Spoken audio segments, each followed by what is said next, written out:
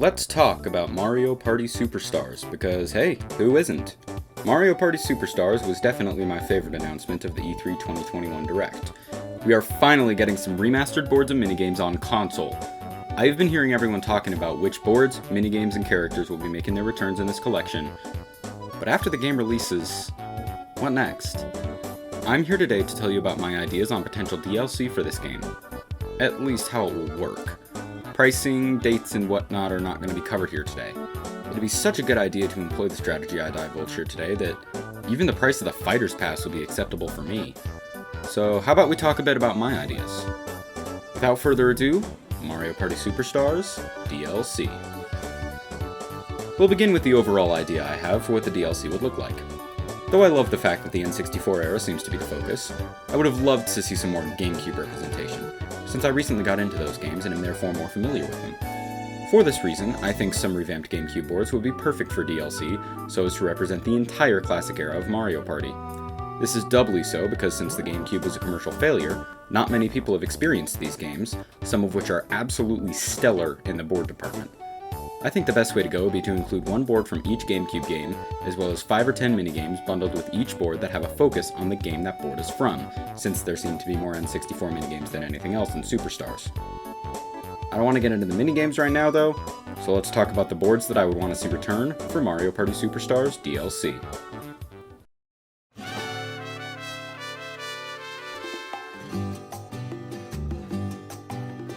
Mario Party 4 is an interesting title to start with, mainly because many of the boards focus on the game's core gimmick of mini and mega mushrooms. They effectively take the place of the poison mushroom and the standard mushroom from Mario Party 2 and 3, so implementation of this feature would not be all too difficult. It would, however, make the boards stand out as distinct among the rest of the game's boards. You can't grow Mega on Spaceland or shrink down in Woody Woods, after all. How strange would it be to have just one board be the exception? Since I feel it would be an easy tweak mechanically speaking, and since a few lines of dialogue about this place being special and that you can grow and shrink in size would suffice in explaining this, we'll just focus on my board choice. For this list, I'll be choosing boards that have the most unique concept and aesthetic as possible. For instance, while I like Shy Guy's Jungle Jam, Woody Woods has already been confirmed as a board in Superstars, which already covers the forest aesthetic. There is, however, one board in this game whose aesthetic has never, to my knowledge, returned in another Mario Party game, and it has an interesting concept that has the potential to be great if the board was slightly edited. This board is...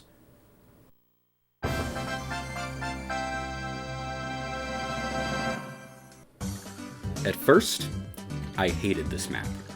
It was my least favorite place to be in the world. I had failed on this part of the story mode twice, maybe even thrice. Since then, however, I realized that Goomba's Greedy Gala has an interesting central gimmick and fun diversions that keep the board fresh. To start, the aesthetic is amazing. You're playing in a casino. You can ride on a poker chip and collect coins, roll dice blocks to win coins, or to change your position, and much more. The central gimmick this board has is the 4 quadrants this board is divided into: red, green, blue, and purple, as well as the main method of accessing them, a giant roulette in the middle of the board. Goomba will start the wheel, throw a ball onto it, and whatever sector the ball lands on is your destination. Landing on a white space rewards the player with 20 coins and freedom of choice of where they want to be sent. What's more, you can pay off Goomba to increase your odds of landing where the star is. A charm like this makes Mario Party so fun. I would love this board to come back with fresh new visuals and slight edits as well. Firstly, I would change the red area slightly so that it is possible to escape to another area of the board without the use of a mini mushroom. I get stuck down here all the time, and the only way you can consistently escape is the dice game that has a chance to send you back to the start, and even then, it's all luck. Secondly, and to nobody's surprise, I would decrease the number of mushroom spaces on the board by 3 or 4. In my opinion, there should never be 2 mushroom spaces together on the board, however they should still be plentiful enough so that they are entirely possible to land on. I would probably put the count at about 9 or 12 with 2 or 3 of these spaces in each quadrant of the board. As it stands, there are 4 in each, which is in my opinion too many for the small size of the quadrants. Finally, I would take away a happening from the blue area to decrease the likelihood of getting stranded in the purple area, since the blue area has an escape option while the purple one doesn't, aside from the 2 happenings that take you to the 3 happenings in the blue area. With these changes in mind, Goomba's Greedy Gala would make a great addition to the Mario Party Superstars board roster. Quickly, here's why other boards didn't make the cut. Boo's Haunted Bash, Koopa's Seaside Soiree, and Shy Guy's Jungle Jam all have similar themes to N64 boards that could all be chosen for Superstars, namely Horrorland, Yoshi's Tropical Island, and the aforementioned Woody Woods, respectively. Toad's Midway Madness is one of the worst maps ever due in large part to the way the teacup junctions work, especially the one near the start. And Bowser's Gnarly Party has the strange mechanic where everyone turns mini for a turn every few turns, which I don't think would work well with the other boards in Superstars. Also, the crumbling bridges kinda suck. Moving on!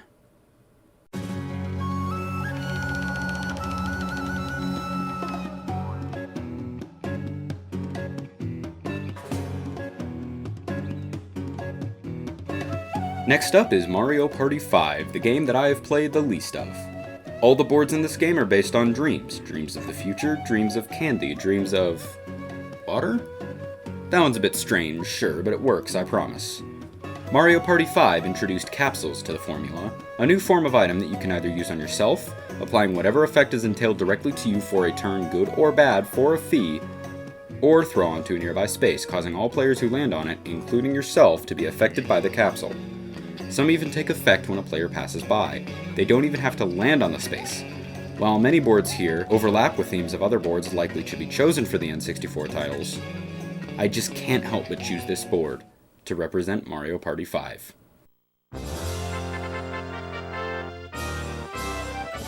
Pirate Dream is undoubtedly the best map in Mario Party 5. The other maps are just too small, too circular in nature, or rely on island hopping, which I know is everyone's favorite mechanic ever in Mario Party. First, let's go over the mechanics I would change about this board.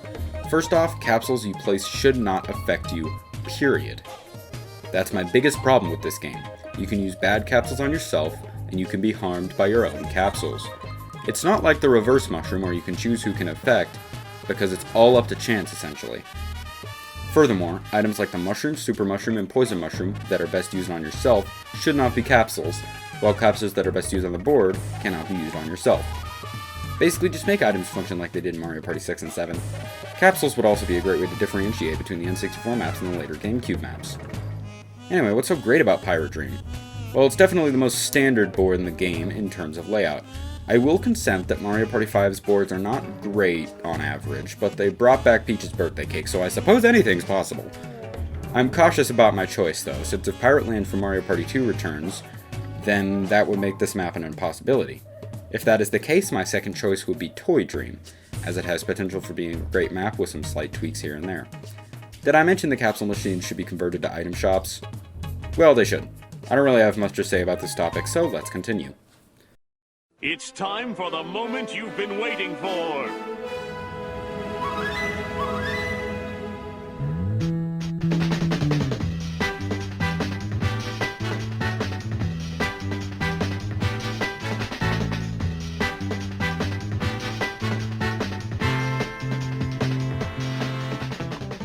Mario Party 6 is probably my favorite game in the series so far.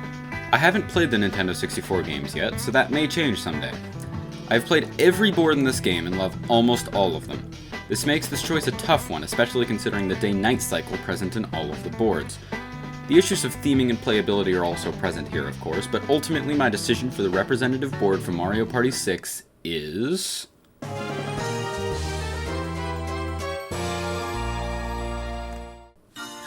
This board is so good, guys. This is one of my favorite maps in the series so far. Essentially, the goal is to track down DK and buy a star from him, while everyone, including DK, moves around the board clockwise. This happens during the day. At night, however, DK turns into Bowser, who will ruin your day. Direction of movement is also reversed at night, and a few happening spaces slightly change in function. The board is big enough and offers warp pipes at such locations that movement is easy and that everyone will be at different places more often than not. There's even a happening space that changes the time of day, if you want to change it, that is. You can make someone get close to DK only to turn him into Bowser to screw them over. The music slaps, the aesthetic is great, and the theme embodies the core mechanics of Mario Party 6 so well that it seems obvious on paper. See, for the longest time, I was debating between including Clockwork Castle, Egad's Garage, and Castaway Bay on this list, all for different reasons. Snowflake Lake sucks, Towering Treetop is just Woody Woods 2.0, and Fair Square is way too crazy for the general population to handle, so I didn't select any of them.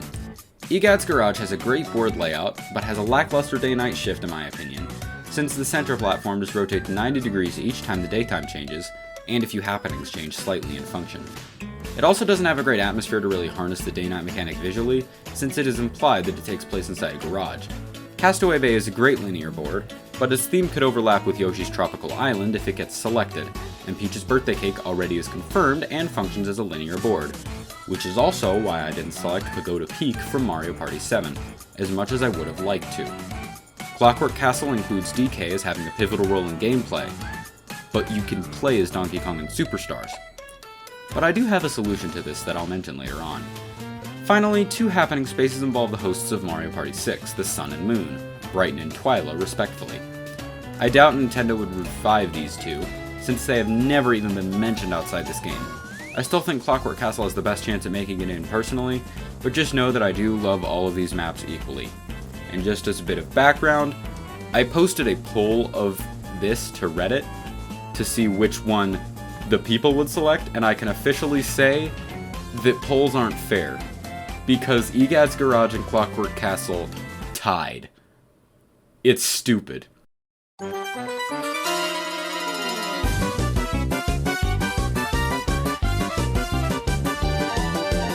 Finally, we have reached Mario Party 7. What I like about this game is the theme. Mario and the gang are out on a cruise, visiting various islands and collecting stars at their leisure. The boards are also mostly exceptional, with the exceptions of Pyramid Park and maybe Windmillville. Many boards here have similar gimmicks and themes to previous boards that were already confirmed for Superstars or discussed in this video. This game does have one central mechanic that none of the others do, however. Bowser time. Every 5 turns, Bowser will show up and cause chaos by either stealing coins from everyone, stealing stars or items, or even changing the star location. This mechanic has caused me to choose one board that I feel embodies this mechanic and employs it better than all the rest.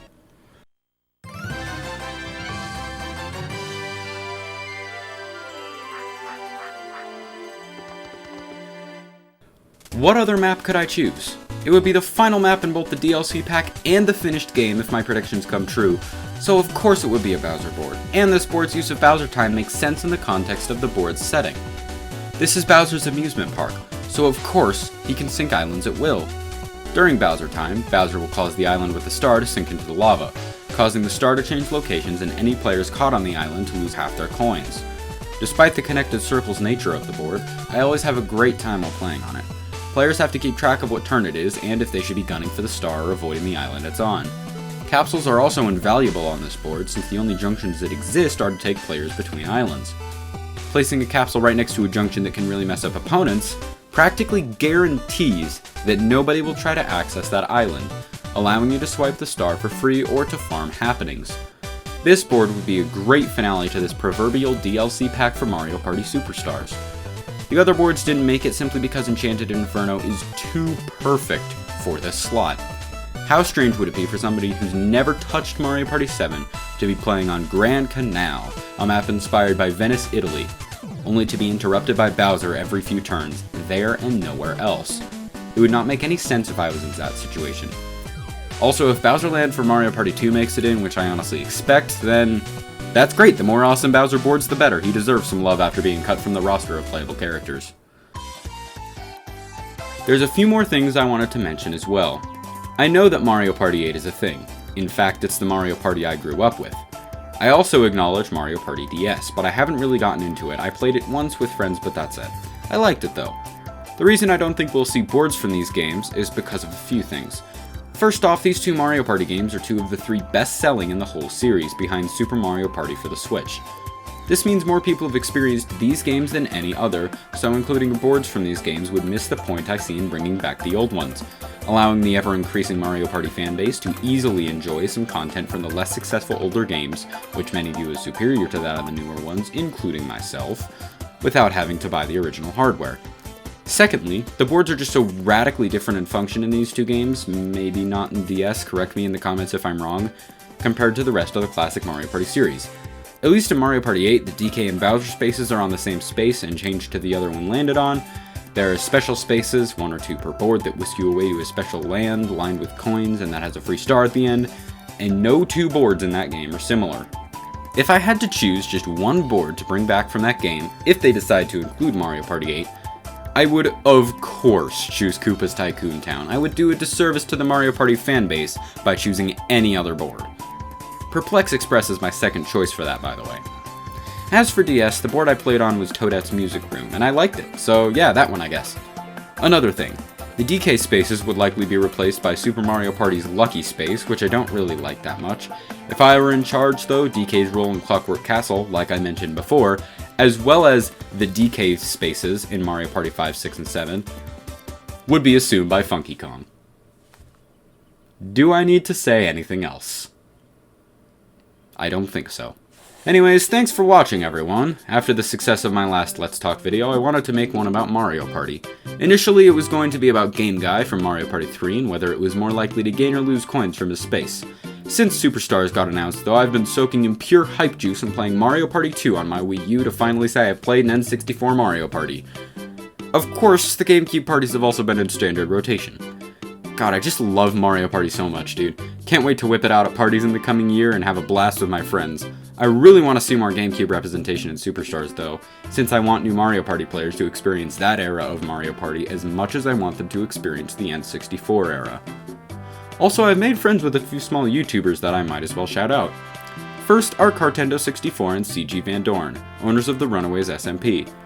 I'm a part of a YouTuber Minecraft SMP, I know. I'm essentially famous now. You should definitely check them out if you like small Minecraft channels. The other YouTuber I've made friends with goes by Black Magic, an outstanding Smash player who plays Smash with viewers and makes other Smash related content at high quality. You'd regret not checking out his channel, trust me, he's really good. I think that just about does it though. Mario Party Superstars DLC would be a great idea and an even better way to represent the GameCube Mario Party series. Thanks again for watching, let me know down below what boards you would bring back if you could, and I'll see you all in the next one. Take care.